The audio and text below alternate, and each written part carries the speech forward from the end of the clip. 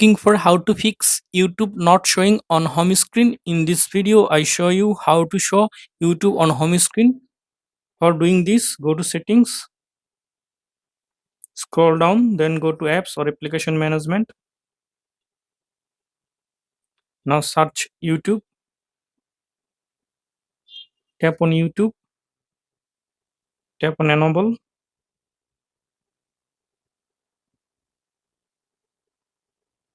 Now tap on three dot. Now tap on reset app preference. Now tap on reset. After doing this, you can see YouTube on home screen. Thanks for watching. Don't forget to subscribe.